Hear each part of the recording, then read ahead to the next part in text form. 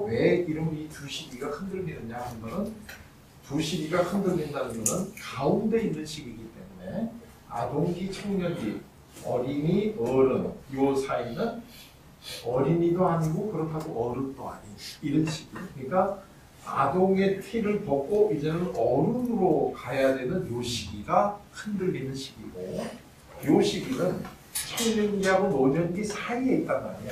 청년기하고 노년기 사이에 있다는 것은 더 이상 젊지도 않고 그렇다고 늙지도 않은 요 젊은이와 늙은이.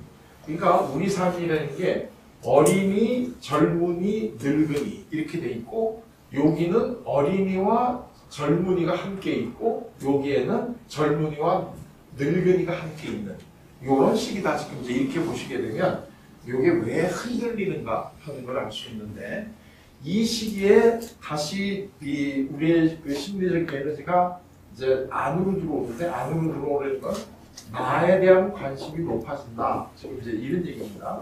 그러니까 우리 삶에서 나에 대한 관심이 증폭되는 시기는 이 두 시기다. 이렇게 보시면 돼요.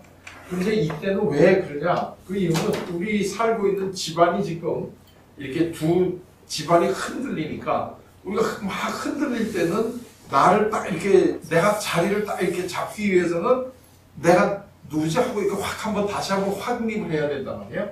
그래서 나는 누구지 하는 이런 거를 갖게 되는데, 이때 나는 누구지 하는 걸 어떻게 하느냐에 따라서 미래가 달려있죠. 요 나에 의해서 그 다음에 내가 어떻게 살아갈 건가 하는 것이 결정이 되니까요.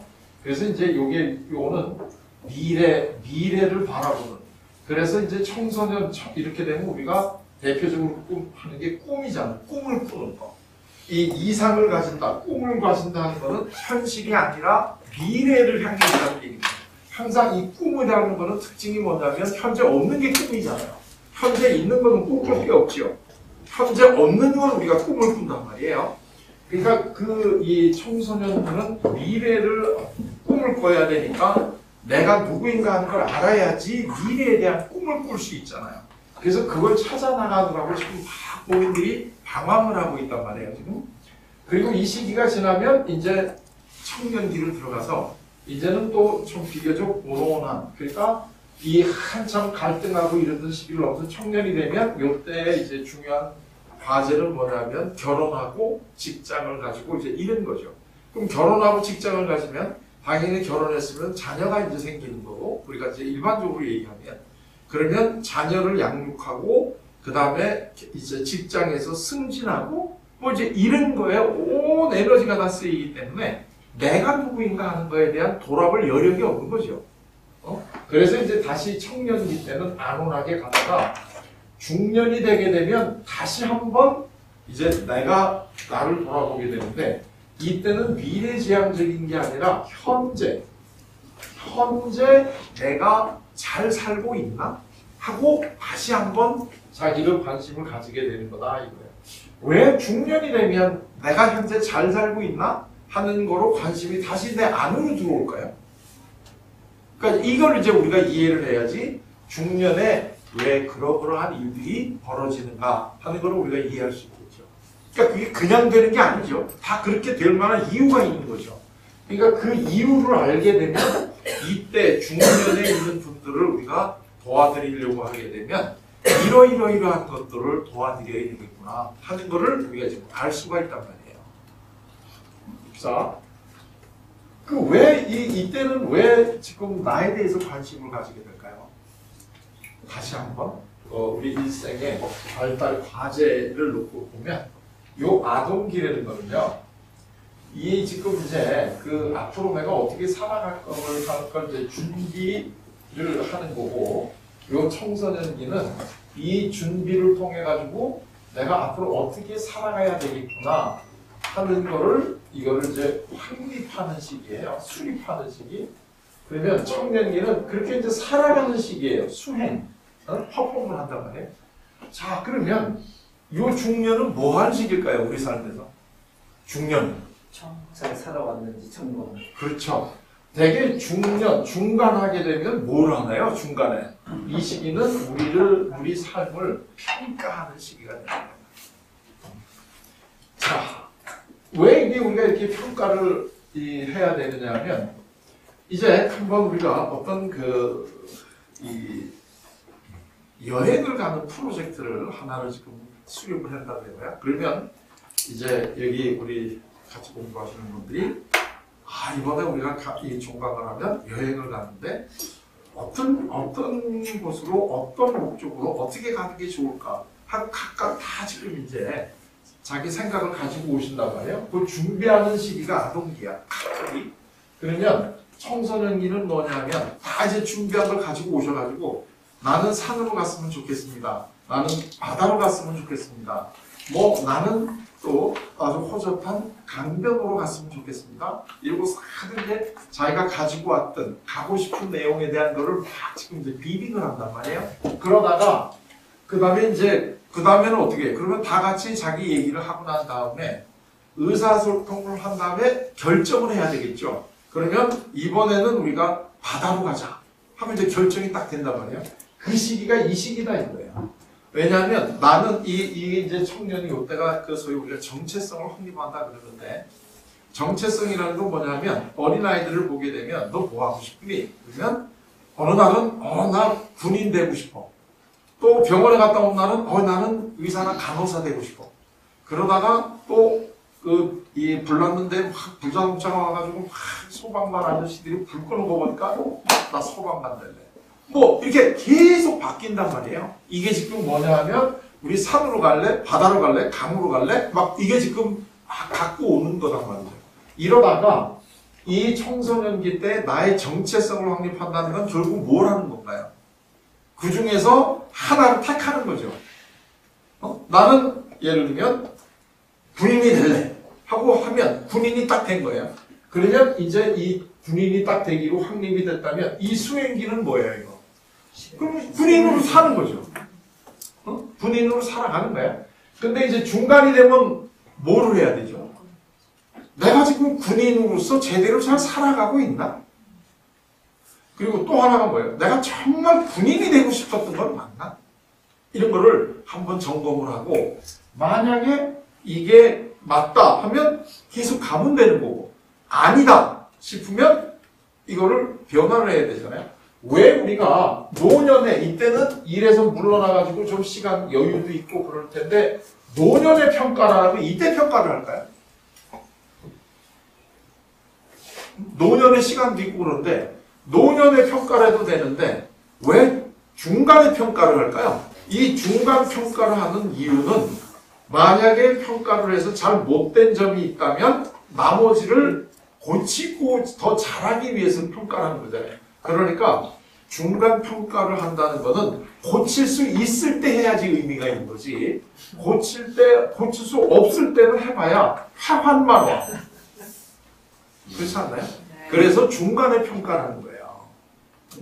중간에 내가 평가를 해봐야 다 같이 이제 모여가지고 우리가 저 바다에서 놀고 있는데 다 같이 이제 우리 같이 간 사람들이 여러 모여가지고 야, 우리가 이번에 같이 모여서 여행을 간 목적이 친목을 도모하고 뭘 하기로 한 건데 우리 지금 그 목적에 맞게 지금 여행을 하고 있니?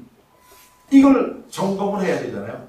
그래서 이거는 우리가 한 거는 맞다. 근데 이거는 좀 아니다. 우리가 예상 안 했던 거다. 그러면 이거를 우리가 남은 기간이라도 우리가 원래 목적한 대로 하기 위해서는 어떤 변화를 해야 되지? 하는 거를 우리가 논하는 게 중간평가잖아요. 우리 삶에도 그게 있다는 거예요. 우리 삶에도.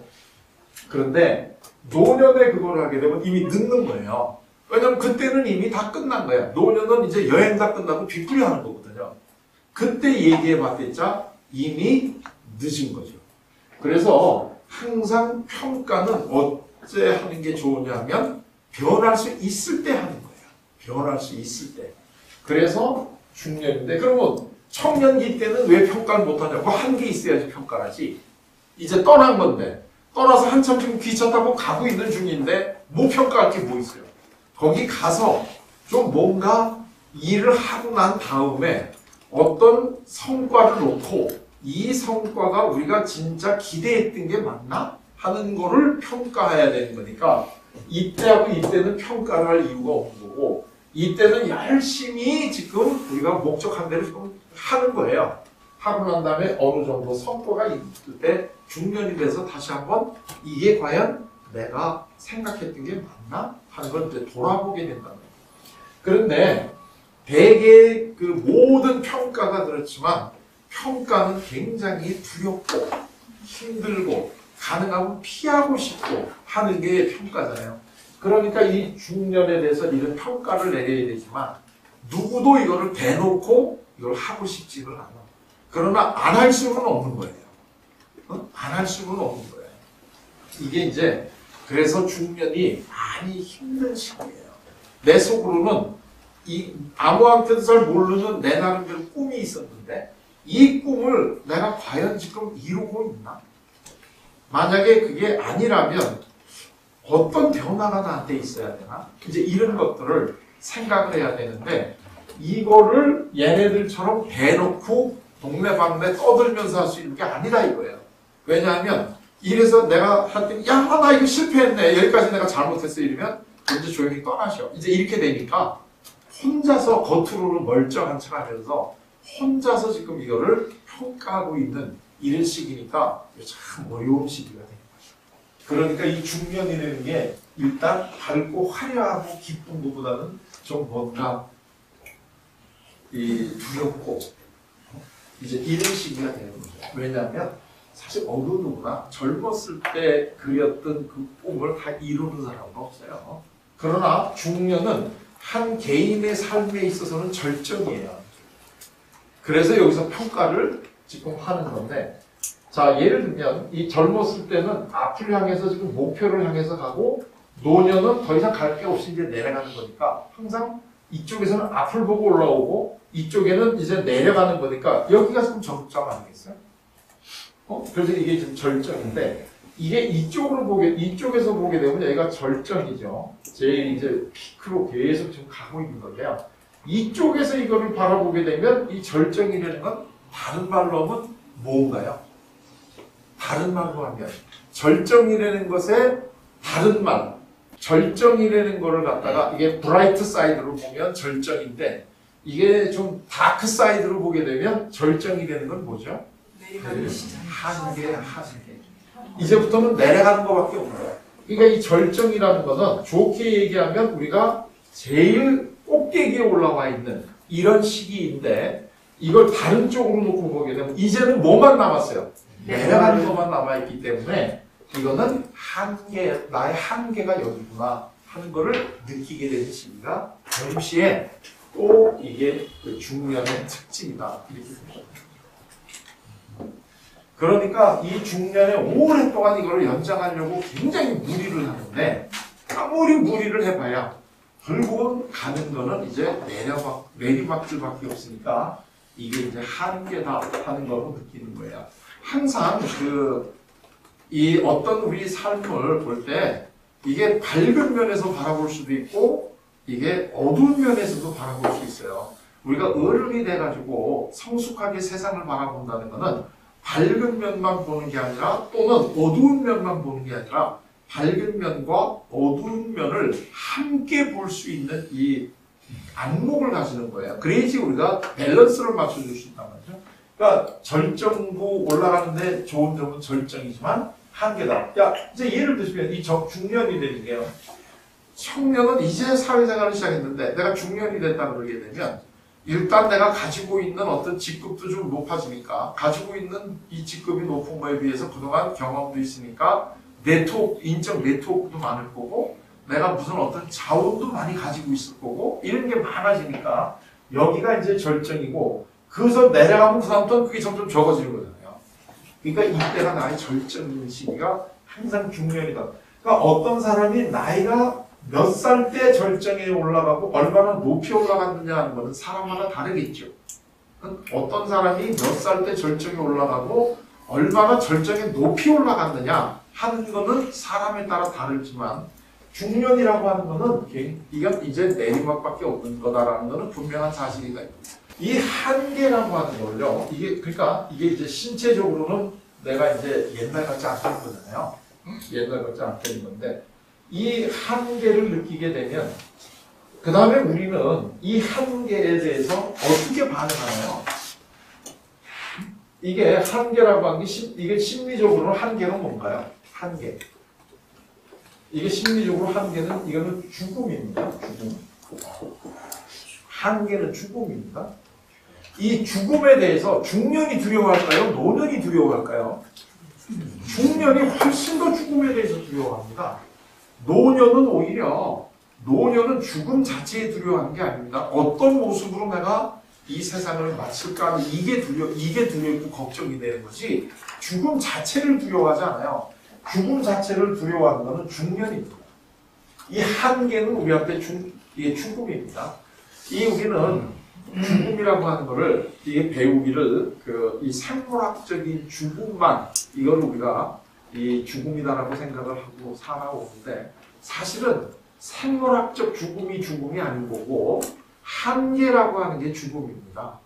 우리가 어떤 사람이 한참 사회적으로 지금 큰일 하려고 그러는데 음모를 꾸몄다든가 하여튼 어떤 식으로 해가지고 그 사람이 더 이상 그 직을 못하게 만들었단 말이야. 이럴 때 우리가 사회적으로 매장당했다 이렇게 부르지 않나요? 매장이라는 게 뭐예요? 죽은 다음에 묻는 거 아니에요. 그러니까 사회적으로 매장당했다는 거는 이 사람은 사회적인 생명이 이걸 죽었다는 거 아니에요. 그러니까 생명이라고 하는 걸 우리가 얘기할 때는 단순히 신체적, 우리 몸의 죽음만을 이야기하는 게 아니고 몸의 죽음도 있고 정치적인 생명도 있고 사회적인 생명도 있고 예를 들면 학자로서의 생명도 있고 예를 들면 목회자가 목회를 하다가 불미스러운 사건에 연루가 돼가지고 더 이상 목회를 할 수 없다 그러면 그 사람은 목회자로서의 생명은 끝난 거 아니에요? 그러니까 여기서 공통적으로 생명이 끝났다는 게 뭐예요? 한계가 왔다는 거 아니에요? 그러니까 우리가 신체적으로 죽었다는 것도 신체적으로 더 이상 기능을 하는 게 한계에 와서 이제 못한다는 얘기 아니겠어요? 그러니까 죽음을 이렇게 생각을 하셔야 된다는 거죠. 삶과 죽음을. 그래야지 우리가 예를 들면 어떤 사람이 멀쩡하게 살아있지만 영적으로는 죽었다. 이런 그 애널로지가 성립이 되잖아요. 그러니까 멀쩡하게 신체적으로 살아있고 심리적으로 살아있는데 영적으로 죽어있는 사람들이 있죠. 그거는 영적으로 더 이상 성장을 멈추면 죽는 거죠. 그러니까 이제는 우리가 죽음이라고 하는 거를 너무 그 몸하고만 관계돼서 생각하실 게 아니라 다르게 그러면은 내가 신체적으로 몸은 죽었다 그래도 나의 마음은 영원히 살아있을 수 있잖아요. 그게 영생 아니에요?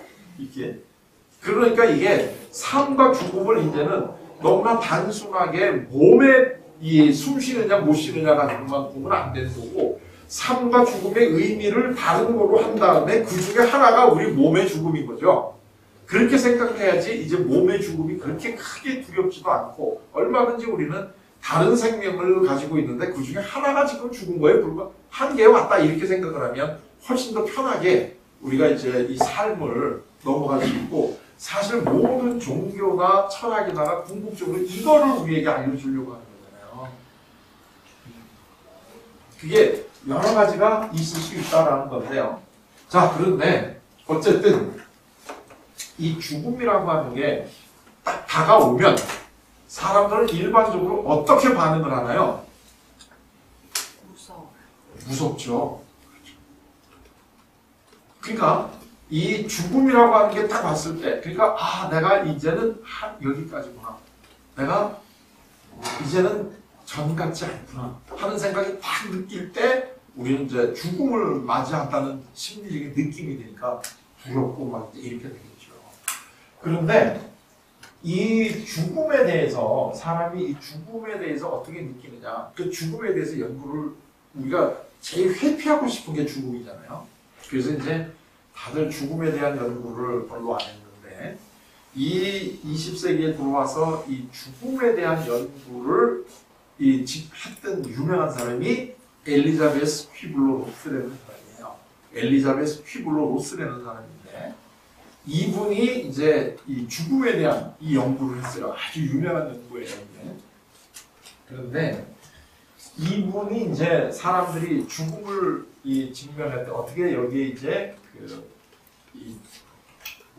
반응하느냐 하는 연구를 했는데요. 그거는 이제 우리 노년기 할 때 조금 한번 더 나오니까 그때 하는 거 하지만 이 노년기나 심리적으로 중년도 똑같아요. 죽음을 한계를 딱 그거 있을 때 되게 제일 먼저 우리가 이 부정적인 거를 딱 직면했을 때 하는 반응이 뭘까요? 두려울 때? 부정. 네? 부정을 하죠. 부정. 디나이얼을 해요. 부정. 부정이라는 게 뭐예요? 나 아직도 안 늙었다는 거죠. 나 아직도 안 늙었다는 거. 그러면 내가 나 아직도 안 늙었다. 이제 이런 걸 하기 위해서 일반적으로 이제 하는 여러 가지 일들이 있어요.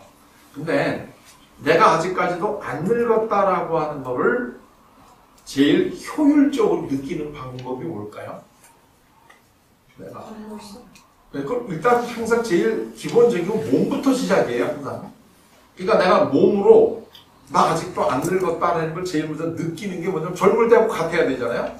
그게 이제 확인을 해봐야 되잖아. 그게 어떻게 확인하는 게 제일 효과적일까요? 우리의 그 제일 중요한 몸이라는 게 이성과의 관계를 통해서 생식을 하고 이게 제일 기본이거든요. 그러니까 내가 아직까지도 젊었다 하는 이거를 느끼려고 하고 나 혼자 거울 보고 나 아직 젊었다? 이거는 참 슬프잖아. 그리고 하면서도 우리가 이게 효과 없다는 거 알잖아요. 너무 슬프고 이러고 있는 게. 그러니까 이게 이성으로부터 와야 돼. 이성이 당신 아직도 젊네? 이렇게 얘기를 해줘야지 화끈하게 오는데 이 이성도 자기하고 같은 나이나 나이가 많은 이성으로 오는 거는 서로 슬프잖아요. 그러니까 누구한테 오는 게 더 좋아? 젊은 이성이 좋은 거예요. 그래서 이게 젊은 이성으로부터 아직도 젊었다 이런 이야기가 들려야 되는 거예요. 이게 지금 굉장히 중요한 건데 이래서 이 중년에 많이 나타나는 게 뭐냐면 혼외 정사가 일어나는 거예요. 그러니까 이거는 아주 우리 삶의 본질적인 데서부터 오는 거기 때문에 그 사람 교수건 뭐건 이거 중요하지 않아요. 다 이때 굉장히 중요한 유혹이 오는 거예요. 이게 뭐냐면 내가 아직까지도 젊었다. 왜냐면 나이가 끝나는 건 죽음으로 갔다는 느낌이 드니까 이걸 인정하고 싶지 않은 거예요. 그래서 이게 처음에는 버티거든요. 근데 사실은 이게 버텨서 될 일이 아니라는 거죠. 요즘은 내가 드라마를 잘 안 보니까 잘 모르겠는데요. 전에는 이제 아침에 하는 아침 드라마 있잖아요. 그게 이제 미국에서는 그거 보고 이제 소프 오페라가 돼요. SOAP, 비누. 왜냐면 그게 되게 이제 주부들이 자녀 학교 보내고 남편 출근하고 난 다음에 좀 이제 여유가 있을 때 그 드라마를 보는데 그래서 그쪽 드라마에는 비누 광고가 많이 붙어요. 그 주부들이 그거를 주로 보니까.